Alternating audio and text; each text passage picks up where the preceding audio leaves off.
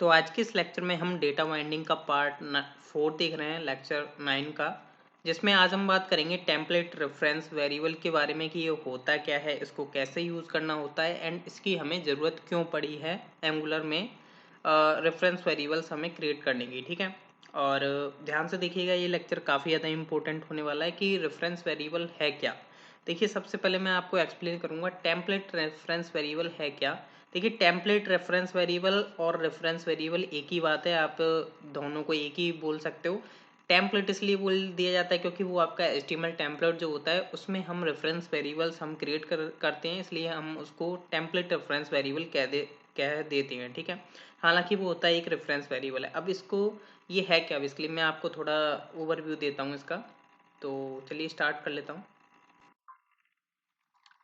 तो सबसे पहले मैं आ जाता हूँ, जो हमारा बेसिकली एक बाय डिफ़ॉल्ट कंपोनेंट है, जैसा कि अभी तक आप देख पा रहे होंगे, हम app dot component dot HTML के अंदर ही हम एडिटिंग कर रहे थे। मीन्स इसी कंपोनेंट को हम बेसिकली यूज़ कर रहे थे। ठीक है, तो हमारा बेसिकली इन्हीं दोनों फाइल्स में हम काम करने वाले हैं। तो इस टाइटल वाले वेरिएबल को भी हम कमेंट कर देते हैं। अब देखिए यहाँ पर होता क्या है, देखिए सबसे पहले बात समझने की कोशिश करिएगा। यहाँ पर मैं रेफरेंस वेरिएबल्स के बारे में बात कर रहा हूँ, जैसे हम टेम्पलेट रेफरेंस वेरिएबल भी बोल रहे हैं।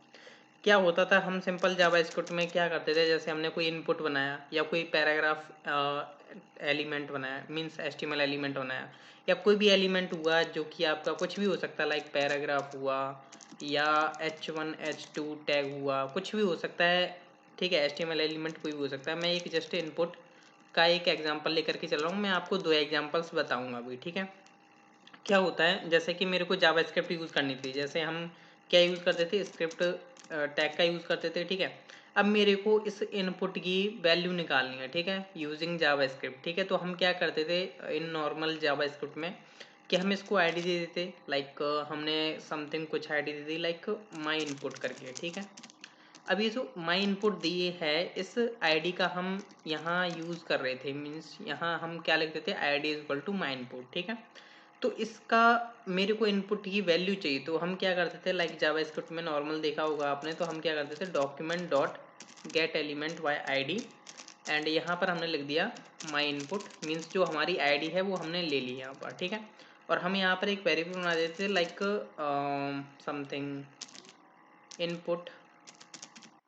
वेर। ठीक है, मतलब मैंने क्या कर दिया, एक इनपुट वेर करके एक वेरिएबल बना दिया। अब ये जो वेरिएबल है वो आपका रेफरेंस वेरिएबल कहलाया जाएगा इन जावास्क्रिप्ट। ठीक है, तो ये तो मैंने बात कर ली नॉर्मल जावास्क्रिप्ट के बारे में, बट हम एंगुलर जेएस सीख रहे हैं, तो यहाँ पर हमें एंगुलर में कैसे रेफरेंस वेरिएबल क्रिएट करना होगा, ये तो बहुत बड़ा काम हो चुका है। अगर आप जावास्क्रिप्ट में देखोगे कि हमें यहाँ पर आईडी देनी होती है, देन हमें document dot gate element by ID करना होता है, उस इनपुट को हमें यहाँ पर नेम प्रोवाइड करना होता है जो भी उसकी आईडी है, एंड इस वेरिएबल का यूज करके हम इसकी वैल्यू गेट कर सकते हैं, इस पर कोई भी एक्शन जो है हम परफॉर्म कर सकते हैं, या कोई आपका HTML एलिमेंट है, जैसे आपका P एलिमेंट है जिसमें कुछ आपका टेक्स्ट लिखा हुआ है, अगर मैं इसकी कुछ आईडी देता हूँ, लाइक मैंने दे दिया पैरा। ठीक है, अब इसमें पैरा का यूज करके मैं इसका टेक्स्ट निकाल सकता हूँ, लाइक मैं किस तरीके से निकाल सकता हूँ, पैरा मैं यहाँ पर दूंगा और मैं यहाँ पर लिखूंगा input where dot, like something मैं आपको बता रहा हूँ, जस्ट एक एग्जाम्पल, हालांकि ये कोड वर्क नहीं करेगा यहाँ पर स्क्रिप्ट का।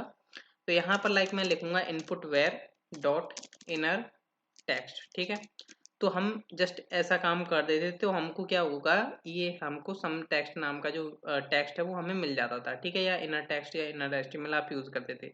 तो ये तो बेसिकली हम जावास्क्रिप्ट में काम करते थे, बट इसको काफ़ी इजी बना दिया गया है एंगुलर जेएस में। इसको कैसे यूज करना होता है, जस्ट मैं आपको एक एग्जांपल देता हूँ। ठीक है, तो रेफरेंस वेरिएबल होता क्या है, बेसिकली आपको समझ में आ चुका है नॉर्मल जावास्क्रिप्ट में, बट एंगुलर में कैसे हमें रेफरेंस वेरिएबल क्रिएट करना होगा, उसका क्या तरीका है। ठीक है, तो उसके लिए जस्ट आप क्या करें, जैसे आपका ये जो है एक इनपुट टाइप टेक्स्ट हमने बना दिया। ठीक है, फील्ड, अब इसमें लाइक आपने इसको हमें रेफरेंस वेरिएबल क्रिएट करना है, मीन्स यहाँ पर इस इनपुट के लिए हमें एक रेफरेंस वेरिएबल क्रिएट करना होगा, तो हम कैसे क्रिएट करेंगे। ठीक है, तो जावास्क्रिप्ट में तो बहुत बड़ा तरीका था, बट यहाँ पर हमें यूज करना होता है हैज।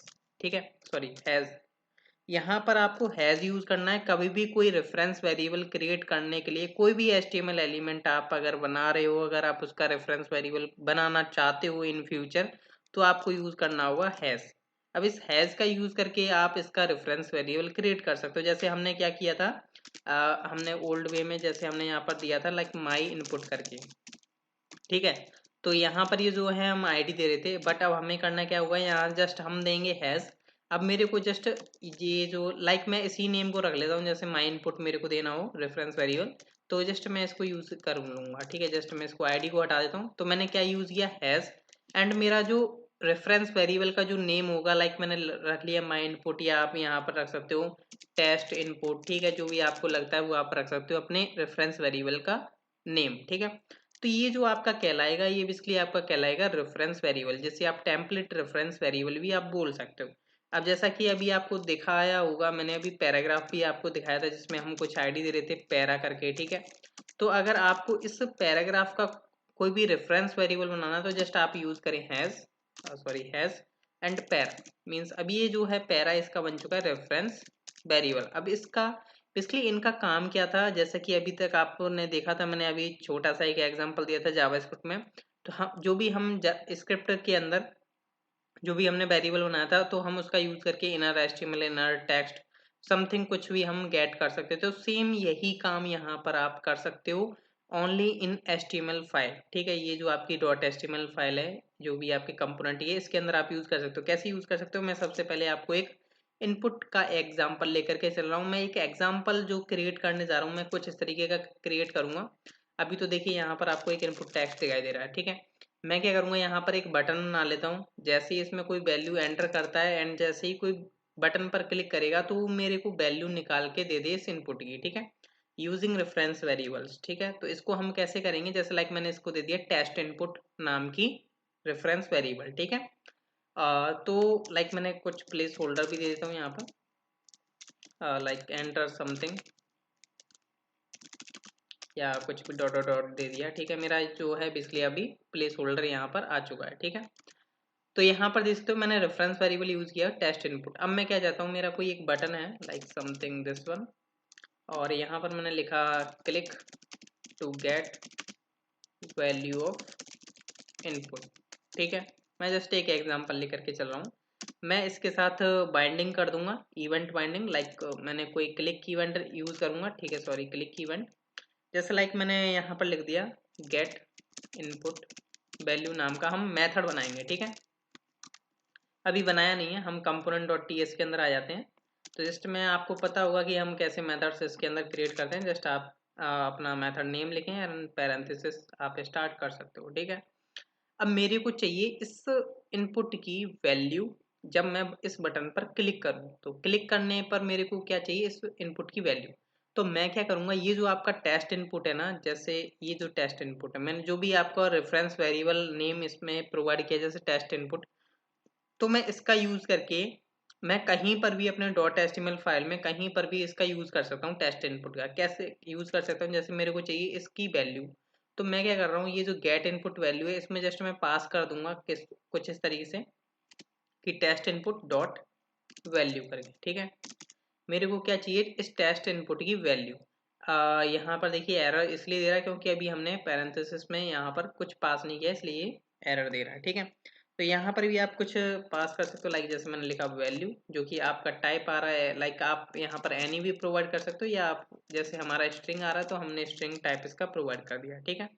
अब मैं चाहता हूँ अलर्ट करा दे, लाइक अलर्ट में इसकी वैल्यू शो करा दे, ठीक है। जैसे मैंने दोनों फाइल्स को सेव कर देता हूँ। अभी देखिए एरर भी जा चुकी है, तो यहाँ पर बटन भी आ जाएगा, देख सकते हो यहाँ पर। अब जैसे लाइक मैंने लिखा है यहाँ पर Sandeep and this is my name, just मैं इस पर क्लिक करता हूँ बटन पर, तो यहाँ पर इसने मेरे को वैल्यू दे दी संदीप, ठीक है।